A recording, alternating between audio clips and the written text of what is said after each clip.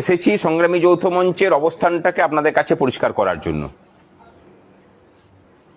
সংগ্রামী যৌথ মঞ্চ যখন তৈরি হয় তখন একটা লক্ষ্যকে নিয়ে তৈরি হয়েছিল যে পশ্চিমবঙ্গের বুকে স্বাধীনতার পর থেকে দল রাজনীতির বাইরে বা দল রাজনীতির প্রভাব মুক্ত হয়ে কর্মচারীদেরকে ঐক্যবদ্ধ করা, কর্মচারীদের কথা শোনানো, কর্মচারীদের কেবলমাত্র স্বার্থ রক্ষা করার মতো কোনো সংগঠন থাকেনি। আর দ্বিতীয় হচ্ছে বহু ভাগে বিভক্ত হওয়া কর্মচারী সমাজকে ঐক্যবদ্ধ করা। আমরা যারা একটা কমন কজের দরকার ছিল, আমরা সেই কমন কজগুলোকে ঠিক করেছিলাম যে ডিএ, আমরা ঠিক করেছিলাম যে শূন্য পদে নিয়োগ, আমরা ঠিক করেছিলাম যে প্রাতিষ্ঠানিক দুর্নীতি তার বিরুদ্ধে লড়াই, আর অস্থায়ী কর্মচারীদের স্থায়ীকরণ, ডিটেলমেন্ট মানে বদলিয়ে সেই বদলিগুলোকে প্রত্যাহার করে, এসব বিভিন্ন রকম বিষয়গুলো ছিল। লড়াই হয়েছে এবং দেখেছেন যে বিগত 3 বছর ধরে বলতে গেলে প্রায় এই সরকারটার, বিগত যে সরকার ছিল সেই সরকারটার প্রায় প্রধান প্রতিপক্ষ হয়ে উঠেছিলাম আমরা। এটা খুব স্বাভাবিক একটা বিষয়। 2023 সালে গিয়ে আমরা বলেছিলাম, 30শে মার্চের একটা বক্তৃতা দেখলাম সবাই করেছেন, যে কর্মচারীদের সাথে লড়াই করে কোনো সরকার স্বাধীনতার পর থেকে সেটা কেন্দ্রে হোক রাজ্যে হোক কোনোদিন ক্ষমতায় টিকে থাকেনি।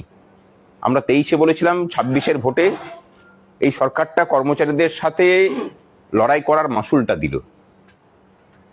যদি জিজ্ঞাসা করেন যে এই যে পতন হলো, জগদ্দল পাথরটা যে পড়লো ছিটকে, তার পিছনে কিন্তু কর্মচারীদের একটা বড় ভূমিকা আছে।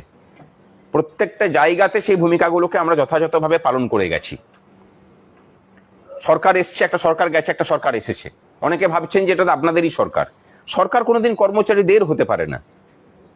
কর্মচারীরা সরকারের হয়ে কাজ করে ততক্ষণ যতক্ষণ সেই সরকারটাও কর্মচারীদের স্বার্থগুলোকে যথাযথভাবে সুরক্ষিত করে, কর্মচারীদেরকে কাজ করার মতো উপযুক্ত একটা ভয়হীন পরিবেশ দেয়, অর্থাৎ থ্রেট কালচার মুক্ত একটা পরিবেশ, এবং কর্মচারীদের অভাব অভিযোগগুলোকে অভিভাবকের মতো করে শোনেন।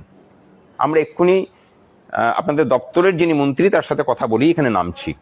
একটা কথা আমরা প্রথমে শুরুতে বলেছি যে এই দপ্তরের কর্মচারীরা হচ্ছেন আপনার পরিবারের বৃহত্তর পরিবারের অংশ। আপনি তার অভিভাবক। তাদের প্রত্যেকটা সুযোগ সুবিধা, তাদের অসুবিধা দেখার কথা, দায়িত্ব কিন্তু আপনার। এবং আপনার দপ্তরের কর্মচারীরা মুক্ত বিহঙ্গের মতো থাকুক। আমরা কথা দিয়ে যাচ্ছি, পাখি উড়ে গেলে যেমন আমরা অবাক হয়ে তাকিয়ে দেখি, পশ্চিমবঙ্গের কর্মচারীদেরকে কিন্তু আপনারা যদি সেই ভয়হীন পরিবেশে কাজ করতে দেন, গোটা দেশ পশ্চিমবঙ্গের কর্মচারীদের সক্ষমতা জানে। সেটাকে এবার আরো বেশি করে মেলে ধরার দরকার। তিনি কথা দিয়েছেন যে দপ্তরের মধ্যে থেকে কোনো ধরনের কোনো থ্রেট কালচার থাকবে না। আমরাও কথা দিয়েছি যে কোনো থ্রেট সিন্ডিকেট চালানো লোকজন যারা আগের জামানা বা তার পূর্ববর্তী জামানাতেও ছিলেন, তাদের কাউকে কোনো স্থান সংগ্রামী যৌথ মঞ্চ দেবে না। এটুকু লিখে রাখতে পারেন। তিনি সহযোগিতাও চেয়েছেন আমাদের, যে তাদেরকে চিহ্নিত করে আমাদেরকে জানান, দেন, আমরা ব্যবস্থা নেব। কিন্তু একটু ধীরে ধীরে নিতে হবে, কারণ সবাইকে একসাথে ব্যবস্থা নিয়ে নিলে পরে দপ্তর চালানো যাবে না। আমরা বলেছি যে হ্যাঁ, কোনো অসুবিধা নেই। সংগ্রামী যৌথ মঞ্চ কোনো পক্ষের নয়। আবার বলছি, আমরা আমাদের পক্ষে ছিলাম, আমাদের পক্ষ হয়েই থাকবো। আপনাদেরকে ঠিক করতে হবে আপনারা কোন পক্ষটা নেবেন। বিগত 3 বছর ধরে আপনার স্বার্থকে সুরক্ষিত করার জন্য যারা জীবনমন পণ করে লড়াই করলো তাদের পক্ষে থাকবেন, নাকি হঠাৎ করে গজিয়ে ওঠা বিভিন্ন সংগঠন যাদেরকে ক্ষমতার হাওয়া দেখে হাওয়া মোরগ হয়ে এলেন তাদের পক্ষ নেবেন।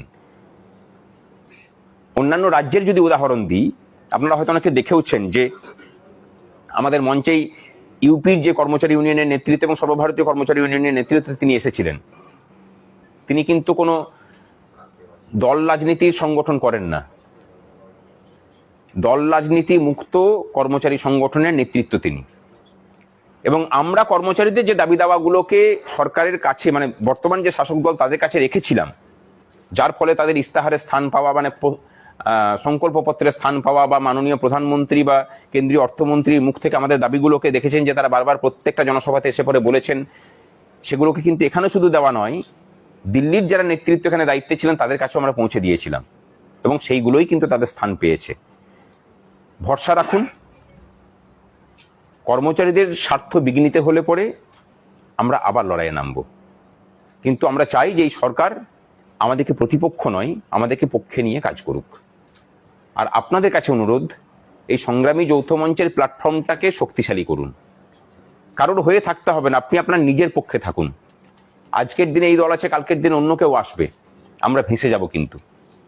কারণ পক্ষের লোক কোনোদিন বিপক্ষ হয় না। সেটা 35 বছরে দেখেছেন, 15 বছরে দেখলেন, ভবিষ্যতে হয়তো দেখবেন।